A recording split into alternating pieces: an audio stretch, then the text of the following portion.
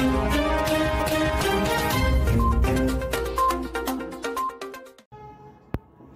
আলাইকুম, আমি তাসলিমা পপি বলছি দৈনিক বিজনেস প্রতিদিন থেকে। আশা করছি আপনারা সবাই ভালো আছেন। মহানগর যুব দলের প্রতিষ্ঠাতা সভাপতি K M Mazharul Islam Joseph বলেন, এটা একটা প্রতিযোগিতা, রাজনীতির মধ্যে আপনার প্রতিযোগিতা থাকবে। এই প্রতিযোগিতার কারণে আপনার মেধা বা নেতৃত্বের বিকাশ হয়। এখন বিষয়টা হচ্ছে সেই প্রতিযোগিতাটা আমরা আমাদের যার যার জ্ঞান, যার যার বুঝ অনুযায়ী আমরা বিষয়টা দেখি। হ্যাঁ, এখানে অনেক ধরনের থাকতে পারে, মানে সমস্যাগুলো থাকতে পারে, আমরা ওদিকে তাকাবো না। আমরা রাজনীতির মধ্যে যদি প্রতিযোগিতা না থাকে তাহলে আপনি দলের যেই কাজ দেখানোর, সাংগঠনিক কাজের যে বৃদ্ধি বা কাজের উন্নয়ন কী হয়েছে এটা বোঝার কোনো উপায় নেই। তাই নারায়ণগঞ্জ জেলার বিষয়টা বলবো। নারায়ণগঞ্জ জেলাতে আমি মনে করি যে তেমন কিছু না, দলীয় গ্রুপিং বলতে প্রতিযোগিতা থাকবে, এবং আশা করি যে জেলার ব্যাপারে কেন্দ্র তারেক জিয়ার সাথে পরামর্শ করে জেলা উপযুক্ত নেতৃত্বের প্রয়োজন যাদের, তাদেরকে নির্ধারণ করে জেলাকে করবেন।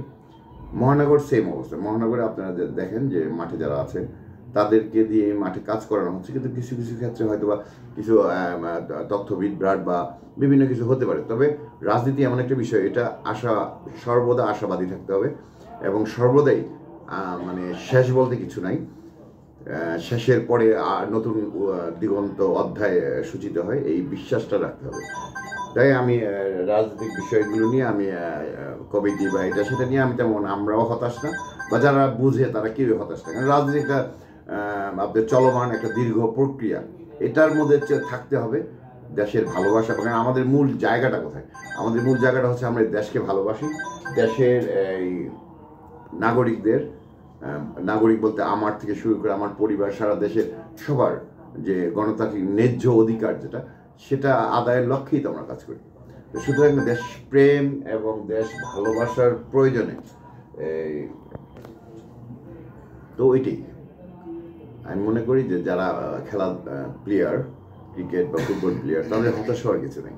কোচ হয়তো ভুলে বা অন্য কারণে স্কোয়াডে জায়গা হচ্ছে না, একসময় সবারই হবে। যারা মাঠে আছে, যারা কাজ করে, যারা রাজনীতি সাংগঠনিকভাবে যাদের বুঝ, পরামর্শ এবং দক্ষতা আছে, এটা হলো সাংগঠনিক ব্যাপারে মহানগরের বিষয়।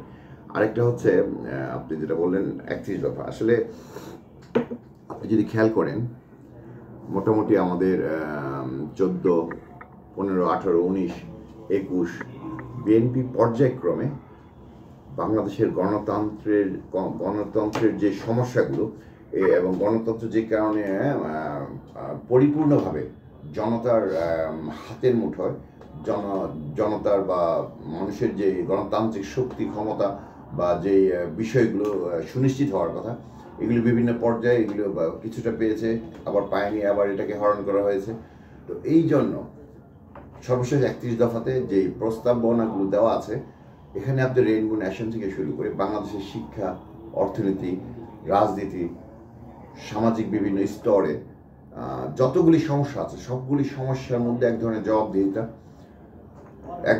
জবাবদিহিতামূলক ব্যবস্থা। আপনারা জানেন বিএনপি বিগত সেই আপনার দীর্ঘ সময় ধরে আমরা দ্বিকক্ষ বিশিষ্ট সংসদের কথা বলছি। এটা হচ্ছে আপনি যদি ভালো করে খেয়াল করেন, আমেরিকাতে, ইভেন ভারতে, ইভেন গণতান্ত্রিক যে দেশগুলো আছে সেখানে দ্বিকক্ষ বিশিষ্ট সংসদীয় ব্যবস্থায় আপনার যে কোনো একটা প্রস্তাবনা 2টি সংসদে পর্যালোচনার মাধ্যমে এসে সেটাকে ফাইনাল করা হয়।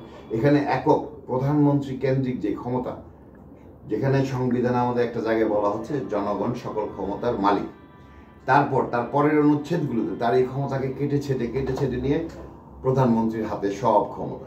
এই জায়গাটা নিয়ে বিএনপিও যেমন আমাদের তারেক রহমানও বলেছেন, আমরাও বলি ইনশাল্লাহ আমরা চাই। কারণ আপনারা জানেন শহীদ রাষ্ট্রপতি জিয়াউর রহমান যখন এই দেশের বিশেষ একটা ক্রান্তি লগ্নে তিনি যখন এই দেশের রাষ্ট্রীয় দায়িত্ব নেন, তিনি কিন্তু বহুদলীয় গণতন্ত্রের যে পথ, এটাকে তিনি উন্মুক্ত করেছেন। আপনারা জানেন যে বিএনপি সর্বদাই সত্য নির্ভর এবং কাজ নির্ভর একটি দল। হ্যাঁ, বিভিন্ন কাজ, বিভিন্ন সময়, বিভিন্ন ঘটনা যে হয় না তা না, কিন্তু বিএনপি কখনোই জনগণের ন্যায্য অধিকারের বাইরে কথা বলে না, বা কোনো মিথ্যাকে রং তাল মিলিয়ে সত্যে প্রমাণ করার চেষ্টাও করে না বিএনপি।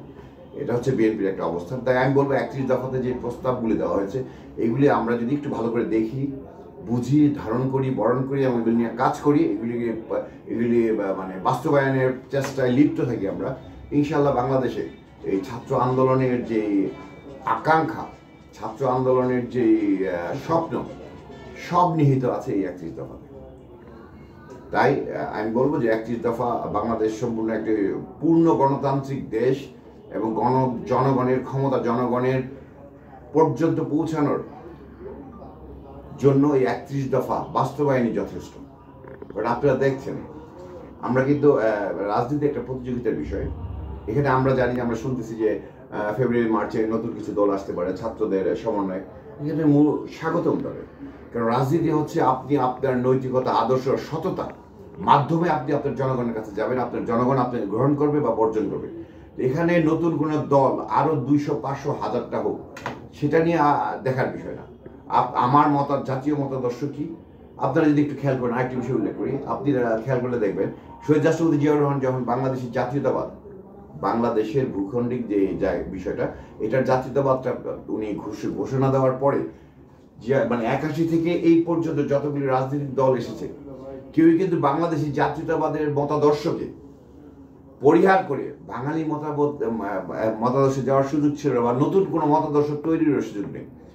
সুতরাং যারাই আসবে, যারাই যা করবে, ওই যেহেতু বাংলাদেশি জাতীয়তাবাদের অন্তর্ভুক্ত হয়ে তাদের কাজ করতে হবে, এদিকে একটা সান্ত্বনা যে আমরা, আরেকটা হচ্ছে সুস্বাগতম সকল ধরনের প্রতিযোগিতা, এগিয়ে আসুক সবাই, বাংলাদেশের জনগণকেও এগুলি গ্রহণ করতে হবে, বুঝতে হবে, বর্জন করতে হবে। পাশাপাশি আরেকটি বিষয়, আমরা সর্বদাই উপরের দিকে তাকাই যে রাষ্ট্রপতির দোষ, প্রধানমন্ত্রীর দোষ, বা মন্ত্রীর দোষ, বা ডিসির দোষ, বা এটার দোষ। বিষয়টা ওইখানে যতটুকু, তার চেয়ে বেশি সমস্যাটা হচ্ছে আমাদের একক পর্যায়ে, ব্যক্তি একক পর্যায়ে আমরা কি দেখতে পাচ্ছি, একটা মেসেজ দিচ্ছি, সেটা হচ্ছে আমরা যেই হই, যারা হই, যেখানেই থাকি, আমরা একটা মেনটেন করি যে এই নিয়মটা ভাঙলে বা এই আইনটা ভাঙলে, অথবা যে কোনোভাবে হোক আমার ছেলের, আমার মেয়ের, আমার ভাইয়ের, আমার বোনের, বা আমার একটা ব্যবস্থা হয়ে যাবে, আমি ব্যবস্থা একটা করতে পারবো। এই যে আইন ভাঙার প্রবণতা, আইনকে এড়িয়ে যাওয়া বা আইনকে ভাঙার যে একটা নৈতিক অনৈতিক একটা বিষয় সবার মধ্যে কাজ করতেছে, এই জায়গাটা সবার আগে ঠিক করতে হবে। কারণ আমরা যতই উপরের দিকে তাকায় থাকি, উপর দিকে ঠিক হলে নিচে ঠিক হবে, কখনো না। উপরে যতই ঠিক হোক, নিচে যদি আমরা ঠিক না হই, আমি যদি নৈতিক শক্তিতে বলিয়ান না হই, আদর্শিক শক্তিতে বলিয়ান না হই। কারণ আপনারা দেখেন, আমাদের আজকে থার্ড ওয়ার্ল্ড কেন বলা হচ্ছে, অর্থনৈতিক বিষয়টা শুধু নয়, ফার্স্ট ওয়ার্ল্ড থেকে আমাদের মন মানসিকতা কত দূরে, ওই বিষয়টা সবার বিবেচনা আনতে হবে। কারণ আমরা যতই বলি অমুকের দোষ, তমুকের দোষ, আসলে তার চেয়ে বড় দোষ আমি আপনি কে, আমি আপনি কি ভাবতেছি, কি বুঝতেছি, আমি আপনি কিভাবে দেশটাকে দেখতেছি, আমাদের সুবিধা অসুবিধা জায়গাগুলো কিভাবে আমরা মেজার করতেছি, এখানে গিয়ে আমরা আমাদের কতটুকু বিচক্ষণতা কাজ করতেছে, এই বিষয়গুলো আমাদের খেয়াল করা উচিত। আমাদের দেশ পরিবর্তন হবে আমাদের যার ব্যক্তি পর্যায়ের চিন্তা থেকে, ভাবনা থেকে, কার্যক্রম থেকে। উপর থেকে যতটুকু হবে তার চেয়ে বেশি হবে নিচের থেকে। তাই আমার উদাত্ত আহ্বান থাকবে, এই দেশের প্রতিটি নাগরিক আমরা যারা আছি, এই দেশে আমার ধর্ম বর্ণ নির্বিশেষে সকল জাতপাত মিলে আমরা বাংলাদেশি, এই নির্দিষ্ট ভূখণ্ডের ভিতরে যারা আমরা আছি, আমরা সবাই এক, আমরা সবাই বাংলাদেশি। আমাদের কোনো দল, উপদল বা ভাগ করার কোনো সুযোগ নেই। হ্যাঁ, গণতান্ত্রিক প্রক্রিয়া, আমরা যার দল করবো, যার মতে কাজ করব, কিন্তু একটা সুশৃঙ্খল মনোবৃত্তি, সুশৃঙ্খল উদ্দেশ্য, সুশৃঙ্খল সামাজিক অবকাঠামো আমরা প্রতিষ্ঠা করব, এই আশাবাদ ব্যক্ত করছে। এবং বাংলাদেশ তার সকল জনগণের মন মানসিকতার দিক থেকে আগে গণতন্ত্রে হতে হবে, তারপর দেশে গণতন্ত্র প্রতিষ্ঠা পাবে। সুতরাং যতই উপর থেকে হোক, আমরা যদি নিচে ময়লা আবর্জনা ভরে রাখি, এতে হবে না কিছু। যাই হোক, আমি আর কিছু বলবো না, বলবো শুধু বাংলাদেশে এগিয়ে যান। বাংলাদেশ যে জুলাই বিপ্লবের পর যে স্বপ্ন, আকাঙ্ক্ষা, যে দেখছি বা দেখার সাহস করছি, এটা যেন ভুলণ্ডিত না হয়, তার জন্য সবাইকে যার অবস্থান থেকে সতর্ক থাকতে হবে। এই সবার সার্বিক কল্যাণ অগ্রগতি কামনা করছি। ধন্যবাদ। বাংলাদেশ জাতীয়তাবাদী যুবদল জিন্দাবাদ। বাংলাদেশ জাতীয়তাবাদী দল জিন্দাবাদ। শহীদ রাষ্ট্রপতি জিয়া রহমান অমর হোক। খালেদা জিয়া এগিয়ে চলো, আমরা আছি তোমার সাথে। তারেক রহমান এগিয়ে চলো, আমরা আছি তোমার সাথে। ধন্যবাদ। বাংলাদেশ জিন্দাবাদ। জুলাই বিপ্লবের পর অন্যতম একটা প্রধান আকাঙ্ক্ষা রাজনৈতিক দলগুলো থেকে জনগণ পর্যন্ত, কারণ আপনারা জানেন দীর্ঘ প্রায় 16 বছর জনগণ তার সর্বোচ্চ মালিকানা যে জায়গাটা, ভোটাধিকার, এই জায়গাটা জনগণ হারিয়ে ফেলেছিল। জনগণের সেই মালিকানা হারানোর ফলে দেশে একদলীয় বিশাল আকারের দানবতন্ত্র বা স্বৈরতন্ত্র প্রতিষ্ঠা পেয়েছিল। যাই হোক, আবার সেই সুযোগটা আসছে। আমরা বিশ্বাস করি, আমরা আস্থা রাখতে চাই বর্তমান সরকারের উপর, এবং আমরা বিশ্বাস করি যে জনগণের মালিকানা ফেরত পাবে এবং মোটামুটি সংস্কার এবং বিচারের প্রক্রিয়া দ্রুত বাস্তবায়ন করে নির্বাচন দিয়ে জনগণের নিজস্ব মতামতের ভিত্তিতে নতুন নেতৃত্বের সৃষ্টি হবে। সেই নেতৃত্ব নিয়ে বাংলাদেশ তার কাঙ্ক্ষিত স্বপ্নের দিকে এগিয়ে যাবে, এবং এটাই আশাবাদ ব্যক্ত করছি।